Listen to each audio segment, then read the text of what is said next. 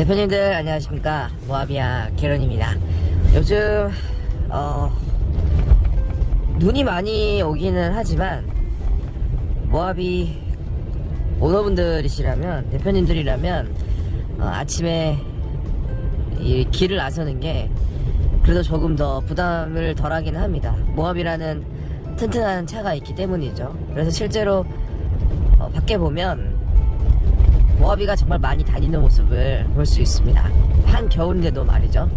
세단 같은 경우는 거의 주행이 불가능한 경우가 많지만 모하비는 이렇게 눈이 내린 언덕길도 충분히 잘 달려주고 있습니다. 지금 제 차는 사륜 하이를 넣은 상태입니다. 사륜 하이를 제가 인위적으로 넣어줬고요. 이전 영상에서 사륜 하이와 그냥 오토의 차이가 어떤 차이가 있는가에 대해서 납빈 적이 있었는데, 간략히 말씀드리면 사륜 하이와 그리고 그냥 오토 모드와의 가장 큰 차이는 전륜 구동의 개입률이 좀 더 높아진다라는 겁니다. 실제로 사륜 하이로 이렇게 매칭을 해놓고 나면 더 전륜의 부하가 많이 가는 것을 느낄 수가 있습니다. 평균 연비도 확실히 더 줄어들게 되고요. 물론 사륜구동이라고 해서 차가 절대로 미끄럽지 않고 주파력이 좋다, 그것은 절대 아닙니다. 사륜 차량도 분명히 미끄러집니다. 특히 빙판길에서는 사륜이고 아니고가 큰 차이가 없습니다. 오히려 스노우 타이어 유무가 첫 번째가 될 것 같고요.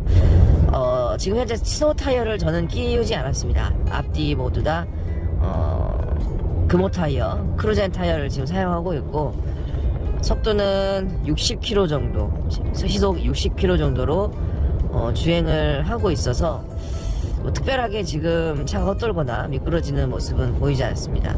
이 정도의 눈 상황이라면, 이 정도의 기상 상황이라면 사륜구동만으로도 충분히 주행이 가능한 것으로 판단이 됩니다.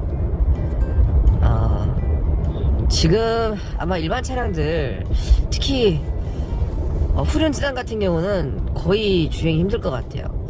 지금 저는 거의 원 페달 드라이빙을 하고 있는데 브레이크는 가급적 밟지 않으려고 노력을 합니다.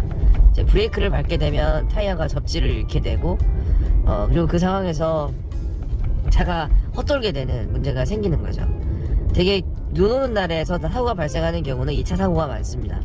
1차적으로 미끄러져서 박는 경우도 많겠지만, 자동차가 제어가 불가능하게 된 상황에서 마주오는 차량 혹은 뒤따라오는 차량에 의해 사고가 나는 경우가 많은데, 무엇보다도 제일 중요한 것은 속도를 많이 내지 않는 것, 그리고 전방 차량과의 그런 간격을 충분히 하고 있는 것, 무엇보다도 절대로 가속을 해서는 안 됩니다. 네, 대표님들 지금 출퇴근 하시는 분들 정말 많으실 텐데 모하비 타고 어떻게 지금 주행을 하고 계시는지 궁금합니다. 사실 모하비를 제대로 즐기려면 타이어를 하나 더 사는 거예요. 한 짝을, 휠을.